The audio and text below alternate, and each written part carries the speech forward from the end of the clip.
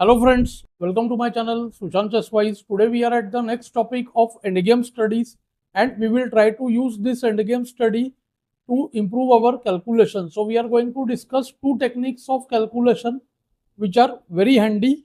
Let us start with the position quickly and see what they are.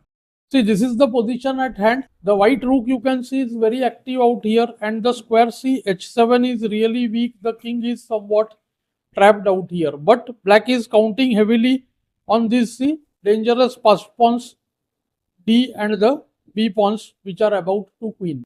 Normally a standard way of solving any position would be find the options, that is the candidate moves, and calculate and try to solve it, right? We will try to do that first and then I will come to the second point. So what are the candidate moves? See, most obvious ones here are f takes g7, f7 and rook takes g7. Apart from that, none of the moves look attractive, right? Let's enter into them one by one. Let's say first we go to the move f takes g7, which is most logical here. Then rook takes, and after rook check, rook g8, king h6 is of no use because just rook takes a8. And suppose rook a7 once again, then black can just repeat with rook g7 out here. So white gains nothing from the position. Second line is the line rook g7. This is one of the very important lines. Rook takes g7 and now white wants to play f7. Very important idea, but it fails slightly because after rook f7, gf7, king manages to get to the important g7 square. This idea is somewhat important. First, let us go to the third variation. Other line is the move f7 suggested by many, but after rook f8 you see re7 and white is one move slower. After d2 there is no time to get re8 because d1 queen is check and after re2 queen takes e2 is checkmate.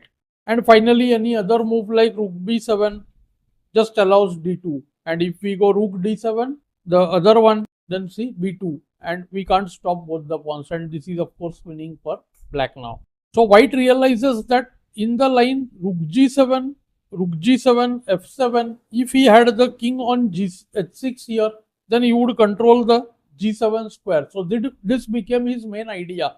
So idea from one variation can be used in another variation, but to get into this we will need a trade on f7 square, right? And that is why white was able to find the right move. See, otherwise what we will have to do, we will have to look at all 7-8 rook moves whichever are available, and that is not practical. So white was able to find the move rook f7 because he wanted the pawn to be on f7, the square where he wanted the pawn, and the other variation where he could get the king to h6 with the same idea. I will show you after d2 here white goes f takes g7. See now rook g7 forced and now comes king h6. There are some very important lines here, but the main one is that now d1 queen is not coming with a check. It's not harassing the king here. And after king h6, none of the moves work. I'll show you one by one. If rook f7, gf7, d1 queen, then f8 queen or rook mates. After rook into g6 check, one of the important lines, king takes g6, kg8 forced because rook f8 was a mating threat, and now still comes rook d7. Firstly, there is a mating threat here, and after king f8 comes rook d2 and the rook stops the b pawn on time. Thus it's a winning position for white. Of course, you must have noted rook g8 loses to rook h7 mate on the spot. And finally the main line is d1 queen straight away, but that too is easy now. Rook f8 check, rook g8 and g7 is checkmate. So basically the whole point was here that the idea from this line you must have noted rook g7, f7, where we wanted the king on h6, helped us find the move rook f7.